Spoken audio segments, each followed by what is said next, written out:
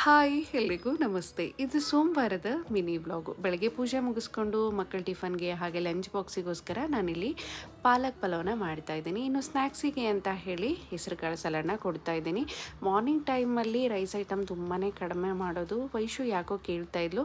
ಮಕ್ಕಳು rice item ಕೇಳಿದಾಗ ಅದರಲ್ಲಿ ವೆಜಿಟೇಬಲ್ ಎಲ್ಲ ಹಾಕಿ ಮಾಡಿಕೊಡೋದ್ರಿಂದ ಆರೋಗ್ಯ ತುಂಬಾ ಚೆನ್ನಾಗಿರುತ್ತೆ. ಇನ್ನು ಮಕ್ಕಳು ಸರಿಯಾಗಿ ಊಟ ಮಾಡ್ತಾ ಇಲ್ಲ, ತುಂಬ ವೀಕ್ ಇದ್ದಾರೆ ಅಂತಂದರೆ ಖಂಡಿತ ವಾರದಲ್ಲಿ ಒಂದು 3-4 ದಿನನಾದರೂ ಮೊಳಕೆ ಕಾಳನ್ನು ಈ ಥರ ಸಲಾಡ್ ಮಾಡಿಕೊಟ್ಟು ನೋಡಿ. ಆರೋಗ್ಯ ತುಂಬಾ ಚೆನ್ನಾಗಿರುತ್ತೆ. ಮಕ್ಕಳು ತುಂಬ ಹೆಲ್ತಿಯಾಗಿರ್ತಾರೆ, ಹೈಪರ್ ಆಗಿ ಆ್ಯಕ್ಟಿವ್ ಆಗಿರ್ತಾರೆ. ಸೊ ಮಕ್ಕಳಿಗೆ ವಾರದಲ್ಲಿ ಒಂದು 3-4 ದಿನನಾದರೂ ನಾನು ಕೊಡ್ತಾನೆ ಇರ್ತೀನಿ. ಇನ್ನು ಹಬ್ಬ ಕೂಡ ಹತ್ರ ಬರ್ತಿದೆ, ಹಾಗೆ ಮಕ್ಕಳ ಎಕ್ಸಾಮ್ ಕೂಡ ಹತ್ತಿರ ಬರ್ತಾ ಇದೆ. ಕ್ಲೀನಿಂಗ್ ಕೆಲಸ ಆಲ್ಮೋಸ್ಟ್ ಕಂಪ್ಲೀಟ್ ಆಗಿದೆ.